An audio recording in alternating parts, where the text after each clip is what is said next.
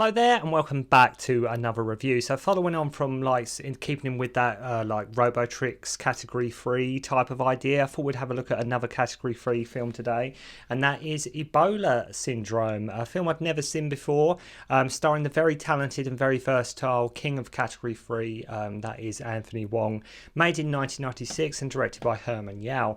So this is a movie, as I mentioned, I've never seen it before. I'd never seen it before until this release, with heaps and heaps and heaps of bad taste in this film. We've got violence, there's assault, there's sexual assault, there's ghastly overtones to it. You name it, it's in this film, okay? I mean, subtle, this film isn't. But this film, for all it's what happens in the film and for all it represents and the shocking things that do happen, I have to say I really enjoyed it. This was a film that had me hooked from start to finish, and as you can imagine, was a film, as I mentioned, I've never seen before, I knew nothing about, but where the film is so unpredictable and it's so unpredictably unashamed in what it is doing and what it is showing, I was entertained from start to finish, because I love ballsy movies like this where it isn't treading carefully, it's not playing it safe, they're not thinking like Herman Yau, the director here. He's not thinking, oh, we can't do this, we can't do that, we better not do this. It's like, no, I don't care. Well, that's what we're going to do. This film, like I say, we're not going to make it, we're not going to tread carefully with any ideas that we're going to do, and just basically screw anybody that doesn't like what we're doing. Herman Yau worked with Anthony Wong before, most notably in The Untold Story, but this is them really, really going all out here. The category 3 notion craze had sort of died out in the mid-90s. So in a way, this is almost like them, you could say, doing a parody of the genre, because Category 3 was known for films, what the whole idea of Category 3 was, films that were sort of taking risks. There was violence, there was nudity, there was everything in it, and you name it. And sort of Ebola Syndrome is one of it's almost like I say, just like going all out, doing like a parody of the genre, almost like one last hurrah, or just celebrating all the things that made the category 3 movement so great. I will get round to reviewing Untold Story soon, but to quote Spinal Tap, everything in this film is cranked up to 11 in Ebola Syndrome, and overall the film doesn't slow down in pace, as the film goes along, and the whole film is just a blast from start to finish. It's one of these films, obviously, you can probably understand, it's not for the squeamish, it's not for people that are very sensitive, it's not that kind of movie. It's very bad taste, it's it is that kind of film. Though the film is, like I say, has some disturbing images, nothing is off limits here, because in short, it's shot in such a way by Herman Yau. It's one of them films that it's a bit like Story of Ricky, that it's almost impossible to take seriously in terms of what's happening with the violence and all the sort of very ghastly undertones and overtones to this movie. You have to remember, Anthony Wong was and is an extremely famous and critically acclaimed actor who, has won and been nominated for various awards. And he's in a film here as dirty, sick and depraved as this. And you can tell he's proud of his work here, like he's proud of what he's doing in a way, almost like he overdoes it. And that's what makes his performance in this even more amazing. Like I say, this is a guy that's, got awards. He's well renowned as an actor in the Hong Kong film industry. So seeing him here in this Ebola Syndrome, and he is sometimes known as sort of the king of category 3 because he's been in numerous types of films. But Ebola Syndrome really, like I mentioned, has everything going on in it and then some. There is just so much going on here, and his performance, as I mentioned, as Chicken in this is just incredible. Can you imagine if Hollywood done this movie? For example, it just wouldn't happen. It just would not happen. The actor playing the part would want to distance himself from this movie as much as possible.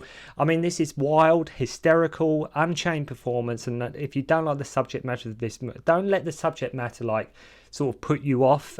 Just watch this movie for Anthony Wong, really. Just watch it for his performance and how well he's in sort of embracing this role. And you can tell with his performance in this film that he is actually having a good time. You can tell he's actually quite enjoying the role he's doing here, because I don't think they could have just picked anybody playing this, but doing this role as Chicken. I think he really does embody the role really well.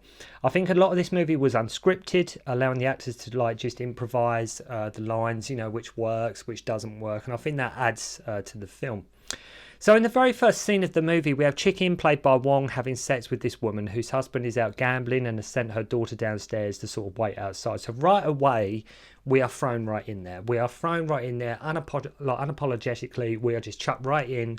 You know, we're off. Nothing is subtle or done half-assed in this movie. So it turns out the husband is Chicken's boss. He comes home, he goes ballistic and gets her to like urinate on Chicken. And it's worth noting as well at this point, the film's only been on around about 3 minutes. We're about 3 minutes into the film, and so far already we've had like a sex scene, we've had urination. So the boss goes to Chicken, like cut Chicken's dick off basically. Chicken kills his boss after getting like hold of a pair of scissors. Cuts off the woman's tongue and actually goes to set fire to the daughter as well, but luckily someone comes in and she is saved. I mean, this guy Chicken, this is a guy that, you know, morals or any form of good taste are just thrown right out the window. I mean, much like the entire film itself, there's no good taste about this movie. This is not the kind of movie you would sit down and watch with your parents or anything like that. This is definitely not that kind of film.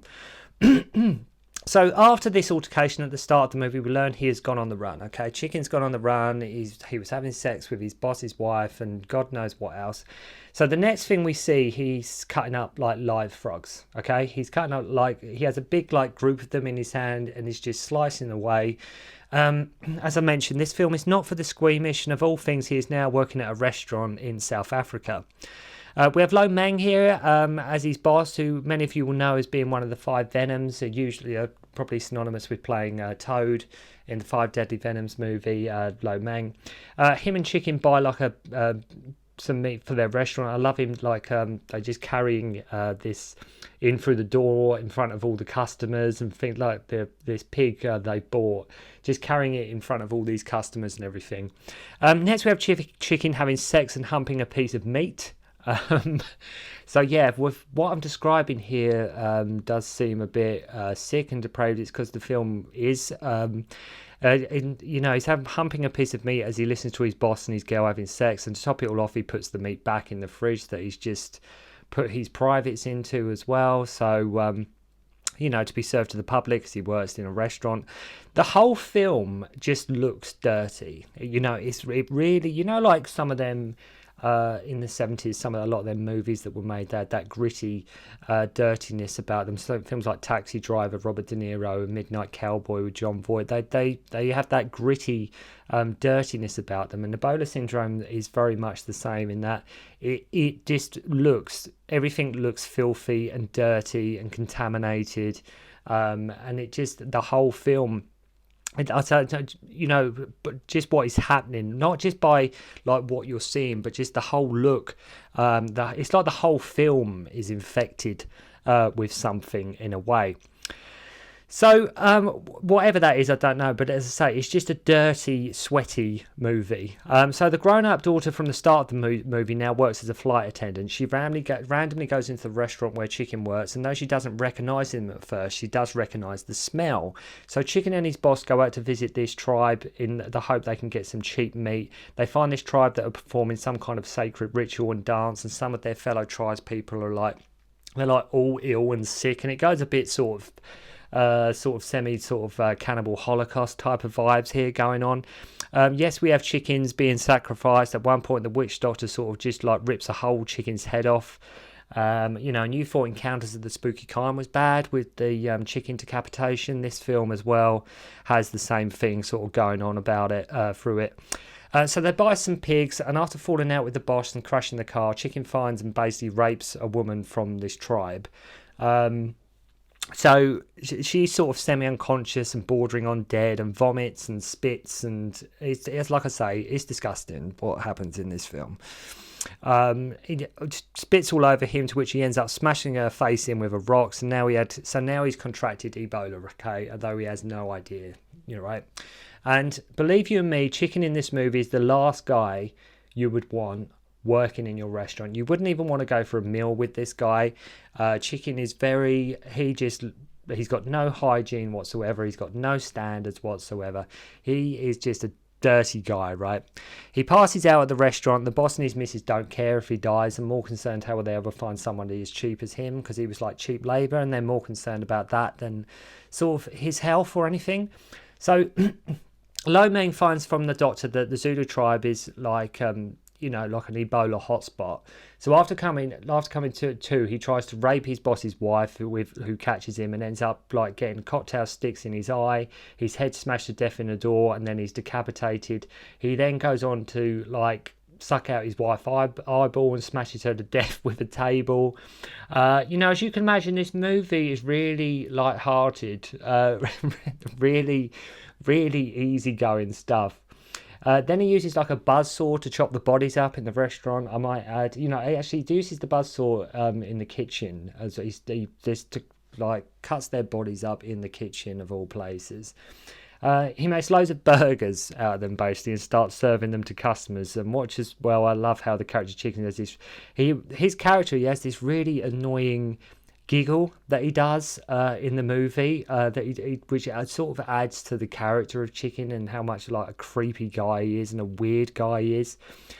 He finds all his boss's cash and is now sort of better and not ill. As it turns out, with the Ebola where he got infected, he's not immune.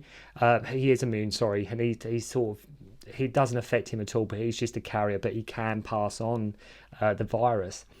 The grown-up girl comes back to the restaurant. I'm pretty sure he's the guy who killed her parents at the start of the film. The police can't help her, and now loads of people are getting sick and infected. And check out the autopsy scene too, which I think is a bit too real. When they do the autopsy scene, they peel this guy's skin off from the face and remove his organs, and it all looks so realistic. And it's shown here in all this glory. I mean, I was wincing a bit through this scene, I must admit. I mean, it's a bit too, a bit too real going on there with, say, when the skin's being peeled off, and it's just, I was looking, but sort of not looking.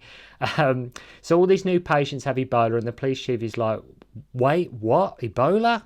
Like, he did, he's like, what the hell? So Chicken now comes back to Hong Kong and has sex with two prostitutes, and they get infected too. Inspector Yeung, who is tasked with solving the case, finds a matchbox of the hotel where Chicken is staying, but he just misses him. I love the funny scene where his colleagues from the restaurant in South Africa are being questioned. It's like, I know nothing. This guy from the restaurant, when he works at South Africa, he's been interrogated because they're trying to find out Chicken, where he's gone and things like that. And he's like, oh, no, I know nothing. Oh, and then he goes, oh, right, I just remembered, actually, yeah, he killed someone about 10 years ago. Now he's on the run. Not sure how that small fact managed to, like, elude the guy, but he does tell the guy in the end. So the grown-up girl gets informed that Chicken was actually the guy she saw in the restaurant, and he goes to visit, Chicken goes to visit one of his old flames. I love how Herman Yau starts doing this, this for Inside Chicken's. He does this shot from inside Chicken's mouth. It's quite amusing in a way because he does this shot, and it's from inside his mouth, and you can see like all the germs and saliva. And it reminds me so much of, like when they do like the clippers in Jackass and things like that, when they're creeping up on people in the Jackass crew in the Jackass movies. It's sort of like that. Like it's the camera's in his mouth, and you almost hear that da-dum, da-dum, because he's got that. As I say, it's just the way it's shot, and you can see all these saliva and everything moving around his mouth. So he sneezes in a clothes store where he's taking this girl and her daughter shopping. There's been no mention of her up until this point, and she just shows up the door, and they sort of like try again, as the guy she is with is sort of like a bit of a deadbeat. They show how much he is spreading the virus. Like the waitress picks up his ice cream and she has like a bandage coming off on her finger, and he also sneezed on another guy in the high street. So he's spreading the virus quite fast and quite rapidly. Not quite sure how he hasn't run out of money yet as well, because he took Meng's money, his boss's money from the restaurant, and that money seems to be lasting forever. He seems to have an unlimited amount of money, as I'm sure his boss didn't have unlimited amount of funds. Loads of people getting infected, as I say, at this point. So the girl from the start of the movie randomly finds him, recognising his smell as she is in like a cab. She follows him, and he sort of grabs her, and she escapes by biting his arm and getting his blood in her mouth. And it's weird because that is sort of the last we see of her. She sort of disappears, all but disappears at this point. We don't know necessarily what happens to her. I thought maybe she would have got payback or vengeance, or it would have, at the ending of the story would have been her getting payback on Chicken for what he did to her parents. But she does sort of disappear once she bites his arm and everything, and he sort of grabs her down the alleyway when she sort of tails him. You don't see her ever again. She does just sort of vanish into thin air. So a news report goes viral about Chicken and his new girlfriend, and his new girlfriend sees it. She locks him in her apartment. He escapes via the roof, and the police turn up. He manages to get hold of her daughter whilst brandishing a chopping knife. He accidentally kills the girl in the chaos, spitting at people who are trying to apprehend him, the police in protective clothing. He gets shot and then gets set fire to. All of this through the hot, muggy streets of Hong Kong, and it's really mad. It's chaotic scene of the movie. And it's just, like I say, the whole film is very... as I say, it's balls to the wall, it's mad, it's violent, it's bad taste. There's just so much going on in this movie. And like I say, if you are squeamish and it's you do wince at certain things, you'll find this film might not be to your liking. He gets run over whilst on fire and then shot for good measure. The film ends with Yeung, the cop, saying he might be infected. Like the grown-up girl from the start of the movie. We don't know for sure, if she is infected. I know she bites his arm, so she probably is going to be infected, but like I say, she just sort of disappears, and that is the end of it. We have this dog eating some of Chicken's flesh that come off, and the same dog starts sharing this ice cream with a little girl. But I mean, it's an assault on the senses, this movie. It really is an assault on the senses, and because, like I mentioned, because of what happens in the movie, and because so much happens, and so much is that is just ridiculous, that is, what on earth am I watching here? You can't take it, or at least I didn't take it that seriously. I think it's one of these films you just got to just take at face value and just go along for the assault on the senses and the horrible, nasty, disgusting ride that this film is. But I think it should be. I think it's one of those films. It probably should be a lot more popular than it is. It's a radical movie. I've never seen it before, as I mentioned. I've watched it a couple of times now, and I enjoyed it both viewings. I really did enjoy both viewings. I mean, if you like bad taste, if you like unhinged, chaotic, ballsy movies, and a fantastic performance from Anthony Wong, then you're going to find lots and lots and lots to enjoy here with Ebola Syndrome. So if you have seen Ebola Syndrome, if you've seen this movie or your thoughts on it, I'd love to hear from you. Leave them in the comments below. And I just would love to hear somebody else's take on Ebola Syndrome and what you thought of it. So thank you very much indeed for watching. Hope you enjoyed the review. See you soon. Don't concentrate on the finger or you will miss all that heavenly glory.